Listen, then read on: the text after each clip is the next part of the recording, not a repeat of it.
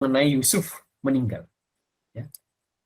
Nah, setelah dari Yakub meninggal, kita disuguhi satu kisah tadi yang Leo sampaikan ya, bahwa antara Yakub meninggal dan Yusuf meninggal itu diselipkan satu kisah pertobatan saudara-saudara Yusuf. Tapi sebenarnya di sini bukan hanya menunjukkan pertobatan saudara-saudara Yusuf, tapi kita coba baca, ya. Nah, jadi di sini saudara-saudara mikir dia, wah jangan-jangan kalau bapak udah meninggal nih Yusuf malah dendam sama kita nih, ya kan? Jadi mereka takut, dasarnya mereka takut. Akhirnya apa? Mereka ngarang. Sebelum ayahmu mati, ia telah berpesan, ampunilah kiranya kesalahan saudara-saudaramu dan dosa mereka, sebab mereka telah berbuat jahat kepadamu, maka sekarang ampunilah kiranya kesalahan yang dibuat hamba-hamba Allah. Ya, ini ngarang nih mereka. Jadi, atas dasar mereka takut sama Yusuf, maka mereka mengarang bahwa Yakub pernah berpesan demikian. Nah, entah Yusuf ini tahu mereka ngarang ataupun tidak, tapi saya yakin Yusuf begitu pintar dan bijaksana, justru pasti Yusuf tahu ya bahwa mereka ngarang, tapi apa yang terjadi? Menangislah Yusuf. Ini kedua kalinya Yusuf menangis. Gitu ya. Dan kembali lagi akhirnya saudara-saudara itu sujud di depan mereka. Ini untuk kesekian kalinya juga saudara-saudara datang sujud ke depan mereka dan bilang, jadikanlah kami budakmu. Ini untuk kesekian kalinya. Ya kan? Tapi menarik jawab Yusuf apa? Memang kamu mereka-rekakan yang jahat terhadap aku. Tetapi Allah telah mereka-rekakannya untuk kebaikan. Wah, ini mantap. Ya, maksud melakukan seperti yang terjadi sekarang ini ya, yakni memelihara hidup suatu bangsa yang besar. Nah, tadi yang seperti saya katakan, ini bukan hanya bentuk pertobatan saudara-saudara Yusuf. Gitu ya. Tapi ini justru bentuk apa? Penyebutan berulang-ulang tentang ketakutan saudara-saudara Yusuf menggarisbawahi sifat pemaaf Yusuf. Justru ini menunjukkan karakter Yusuf yang sangat pemaaf, sangat pengampun menurut saudara-saudaranya. Gitu ya. Ini menunjukkan itu justru. Berulang-ulang Alkitab menunjukkan karakter Yusuf yang luar biasa. Dan Santo Yohanes Kristus mengatakan apa? Lihat, kejahatan itu begitu lemah. Mereka yang sudah jahat, mereka juga yang sujud ke Yusuf. Begitu lemahnya kejahatan itu. Dikatakan demikian. Ini menunjukkan sifat Yusuf yang begitu pemaaf. Sebenarnya, begitu pengampun. Padahal mereka tuh udah jahat banget loh. Ya kan kita ingat lagi gitu ya. Kakak-kakak Yusuf ini jahatnya luar biasa sebenarnya. Ya, bukan cuma iri, bukan cuma menjauhi Yusuf, mau dibunuh, dijual pulang, udah dijual jadi budak lagi di Mesir, di penjara lagi ini gara-gara kalau Yusuf nih modelnya pendendam gitu, wah ini kurang ajar emang gara-gara kakakku nih, aku nih udah jadi budak di penjara pula, wah ini gara-gara kurang ajar mereka nih, ya gitu kan. Kok Yusuf modelnya pendendam gitu ya. Tapi di sini mau menyatakan lagi bahwa bagaimana Yusuf itu sangat maaf, dan kita sudah bahas kemarin-kemarin ya, nampaknya Yusuf keras sama saudara-saudaranya, tapi satu maksudnya, cuma dua maksud Yusuf, ya kan? Yaitu pengen saudara-saudaranya bertobat, dan yang kedua adalah Yusuf pengen tahu kabar Yakub dan adiknya. Itu kita sudah bahas beberapa pertemuan yang lalu, bagaimana sifat kerasnya Yusuf ke saudara-saudara ketika awal-awal bertemu dengan saudara-saudaranya kan. Tapi ini menggarisbawahi sifat pemaaf Yusuf, sifat pengampun Yusuf. Ya. Nah, dan ini menarik. Dalam Jerome Biblical Commentary dikatakan begini. Ya. Ini berdasarkan kalimat di ayat 20. Memang kamu telah mereka-rekakan yang jahat terhadap aku, tapi Allah telah mereka-rekakannya untuk kebaikan. Wah, ini mantap sekali sebenarnya. Gitu. Jadi bentuk pengampunan Yusuf ke saudara-saudaranya itu karena Yusuf tahu bahwa Allah itu baik, gitu loh ininya, alasannya. Oke, siap. Terima kasih, Leo. Itu alasannya. Jadi bukan karena saudara-saudara sudah berubah, enggak. Bukan karena saudara-saudara sudah minta ampun. Bukan karena saudara-saudara sudah bertobat, enggak. Tapi karena apa? Karena Allah telah mereka-rekakannya untuk kebaikan. Jadi aku ngampuni kamu karena apa? Karena Allah itu baik. Bukan karena kamu sudah berubah, bukan karena kamu sudah bertobat, enggak. Tapi karena Allah itu baik. Gitu. Dengan maksud apa? Memelihara hidup suatu bangsa yang besar. Nah, maka dari itu dalam Zero Biblical Commentary dikatakan begini, perbuatan jahat saudara-saudaranya seperti semua sejarah. Jadi seperti semua sejarah digunakan oleh Tuhan untuk tujuannya. Dan dalam pengertian ini perbuatan adalah bagian dari sejarah keselamatan. Jadi seperti semua sejarah. Bahkan dalam di Bible dikatakan begini, seperti yang sering terjadi. Tuhan tidak hanya dapat menarik kebaikan dari kejahatan, tetapi juga justru dapat memasukkan tindakan berdosa ke dalam rencana pemeliharaannya. Oh, ini menarik. Gitu. Bahkan dikatakan apa? Seperti semua sejarah. Seperti yang sering terjadi. Gitu. Jadi justru sering kali, gitu ya. Sering kali Tuhan itu memakai kejahatan, sengaja membiarkan kejahatan untuk suatu kebaikan. Lu tahu tuh baik apa enggak dari mana? Lu lihat akhirnya. Kalau Yusuf cuma melihat sampai di titik di mana dia jadi budaknya Potifar, ya dia belum melihat kebaikan. Apalagi ketika dia di penjara, dia belum melihat kebaikan. Gitu. Dia melihat kebaikan dengan sangat ketika apa? Ketika dia boleh menyelamatkan seisi keluarganya. Wah, ini menarik. Bukan ketika saudara-saudara jadi baik sama dia, enggak. Dia melihat kebaikan Allah dari kejahatan itu ketika dia menyelamatkan seisi keluarganya. Ya, nah, ini kejam ataupun jahat itu dalam kendali Allah ya. Ini menarik. Gitu.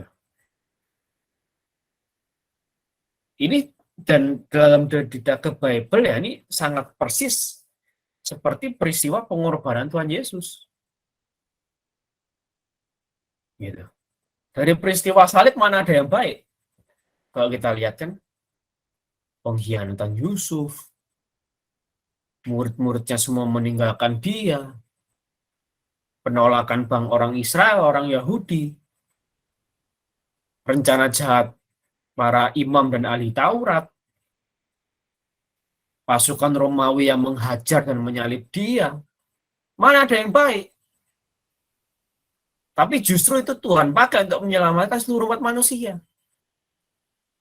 Gitu. Bahkan ketika Yesus disalib pun Yesus mengatakan, Bapa ampunilah mereka, sebab mereka tidak tahu apa yang mereka lakukan. Nah, pertanyaannya siapa mereka?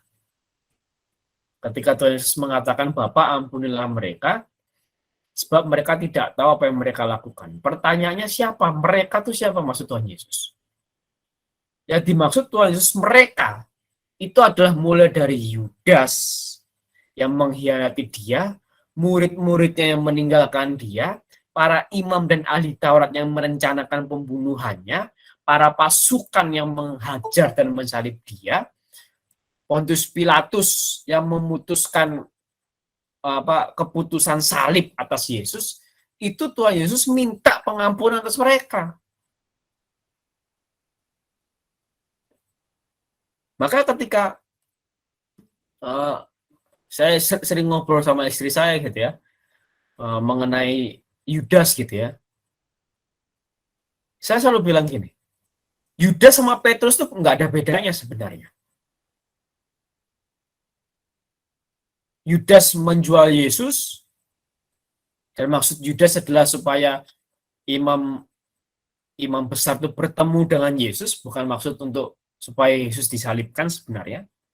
Dan Petrus menyangkal Yesus 3 kali. Nggak ada bedanya dua orang ini sebenarnya. Dosanya sama. Cuma yang membedakan Yudas dengan Petrus adalah Petrus bertobat. Yudas menyesal nggak? Yudas menyesal. Cuma bodoh. Penyesalan Yudas bentuknya apa? Bunuh diri. Nah, ini salah. Kalau Yudas bertobat seperti Petrus, pasti Yesus terima. Pasti Yesus terima.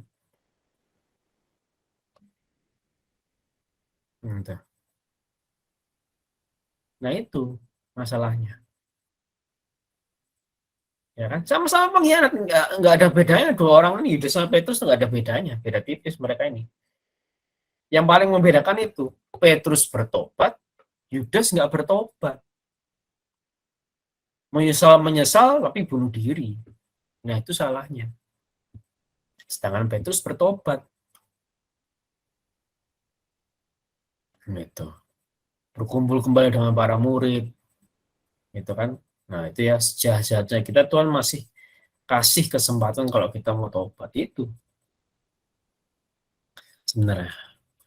Maka kalau ada orang bilang, ya Yudas itu kan harus mengkhianati Yesus supaya Yesus disalib, ya ada benarnya, gitu ya.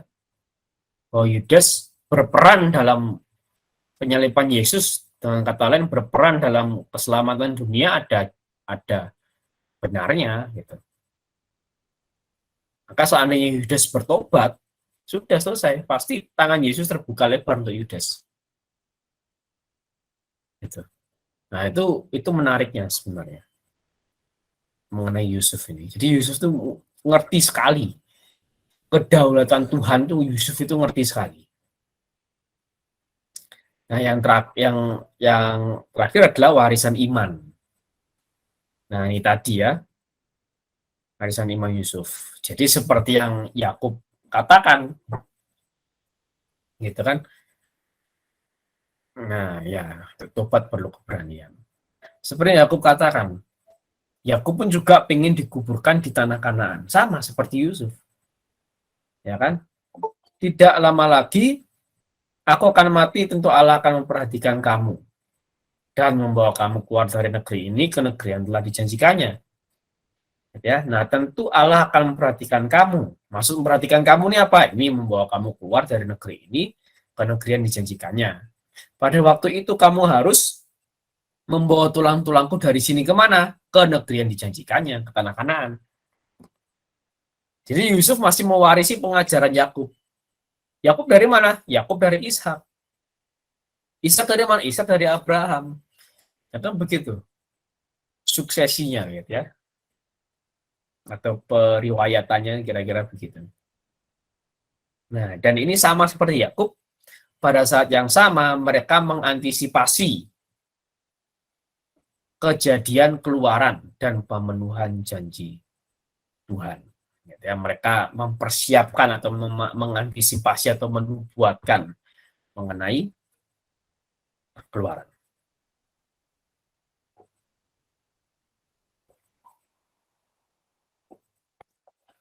Nah, yang terakhir adalah, ini yang menarik, 110 tahun umur Yusuf.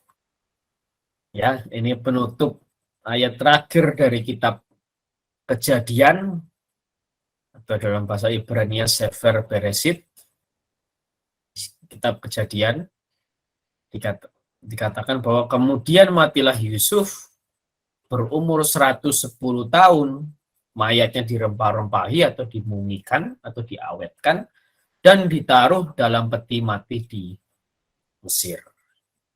110 tahun. Nah, kenapa angka 110 tahun ini penting? Karena ini. Pertama adalah karena dalam kepercayaan Mesir kuno, angka 100 orang yang umurnya sampai 110 tahun itu dianggap orang bijaksana. Dan itu banyak sekali, sekitar 30-an. Kalau saya tidak salah sekitar 30-an naskah Mesir kuno yang menunjukkan bahwa umur 110 tahun itu adalah umur orang bijaksana. Nah, ini seperti dalam hikmat Ptahhotep dan Amenhotep putra Hapu yang melayani Amenhotep ketiga. Semoga kita mencapai usia 110 tahun di bumi. Sebagaimana usia kematian orang bijaksana. Dan kiranya Dewa Amen menganugerahkan usia 110 tahun seperti kehidupan setiap orang yang benar. Jadi di sini bahkan masa hidup Yusuf pun itu diingat sebagai masa hidup orang bijaksana dan orang benar bagi orang-orang Mesir. Ya. Kalau kita tahu The Instruction of Ptahhotep ini buku tertua dalam sejarah manusia. Cari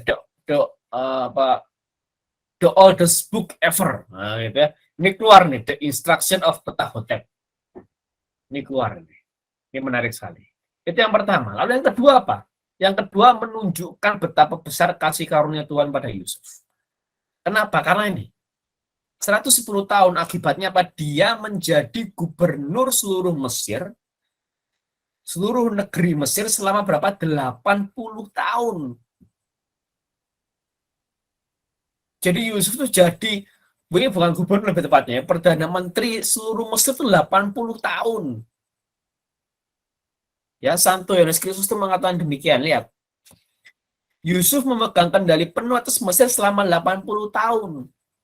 Apakah Anda melihat bagaimana penghargaan lebih besar dari kesulitan dan balasan berlipat ganda? Padahal apa? Dia susah. Sejak dia dijual oleh saudara-saudaranya, sampai akhirnya dia bisa memerintah, itu cuma 13 tahun.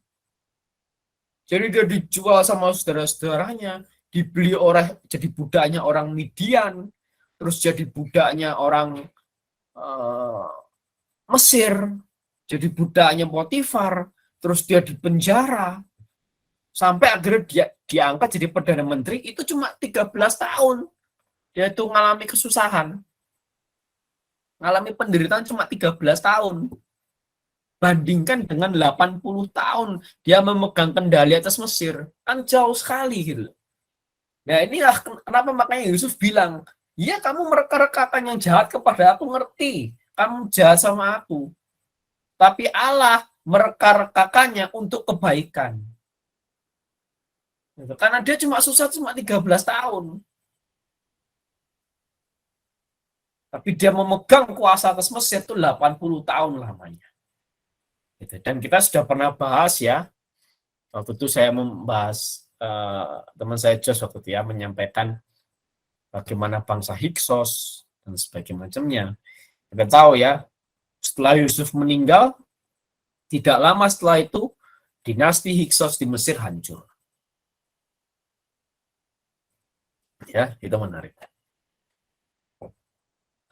Nah, untuk bukti bahwa dengan iman dia melakukan semua ini. Dan untuk motif yang sama, memberikan arahan tentang pemindahan tulang-tulangnya, dengarkan kata-kata Paulus, karena iman, maka Yusuf menjelang matinya memberitakan tentang keluarnya orang-orang Israel dan memberi pesan tentang tulang-tulangnya. Itu dalam Ibrani 11 ayat 22. Loh, kok kitab Ibrani kok dikatakan itu perkataan Paulus? Nah, ini menarik juga ini. Karena banyak sekali bapak-bapak gereja yang menganggap bahwa kitab Ibrani itu ditulis oleh Paulus.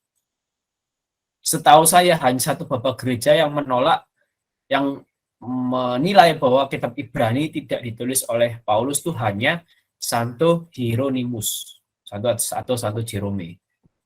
atau Jerome itu yang mengatakan bahwa kemungkinan kitab Ibrani itu tidak ditulis oleh Paulus. Tapi bapak-bapak gereja yang lain, banyak sekali bapak-bapak gereja berpandangan bahwa kitab Ibrani itu ditulis oleh Paulus. Makanya Santo Yohanes Chrysostom mengatakan, gitu kan, ini kata-kata Paulus nih, gitu ya. Karena iman maka Yusuf menjelang matinya memberitakan tentang keluarnya orang-orang Israel dan memberi pesan tentang tulang belulangnya. Itu dalam Ibrani 11 ayat 22. Nah, ini bentuk penghiburan luar biasa, gitu ya. Nah, ini kita baca di Alkitab singkat sekali, gitu ya. Cerita yang panjang itu cerita penderitaan Yusuf memang yang panjang. Waduh, itu berpasal-pasal. Tapi cerita Yusuf jadi penguasa Mesir cuma berapa pasal, gitu kan. Mau kok baca di Alkitab panjang, tapi kalau kita hitung tahunnya kan lebih banyak Yusuf, lebih panjang Yusuf memerintah atas Mesir sebenarnya. Daripada Yusuf mengalami kesusahan, maka jelaslah Yusuf mengatakan bahwa ya memang kamu mereka-rekakan yang jahat kepadaku, tapi Allah mereka-rekakannya untuk kebaikan. Ya, maka ada 3 hal yang bisa kita pelajari dari kisah masa akhir Yusuf ini ya. Pertama, seperti yang sering terjadi, Tuhan menggunakan kejahatan untuk mereka-rekakan kebaikan. Yang kedua, 110 tahun Yusuf dikenang oleh orang Mesir sebagai umur orang bijaksana dan benar. Lalu yang ketiga, 80 tahun Yusuf berkuasa atas Mesir itu tidak sebanding dengan 13 tahun penderitaannya. Nah, untuk untuk 3 perikop terakhir dalam kitab Kejadian ini, inilah reviewnya. Yang pertama, Yusuf meninggal dan dikuburkan.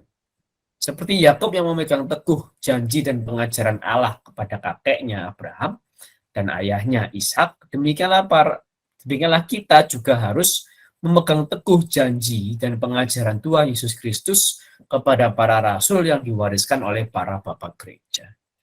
Yusuf tidak menolak proses mumifikasi bangsa Mesir atas ayahnya dan dirinya sendiri dengan alasan perjalanan panjang yang harus ditempuh oleh jenazahnya.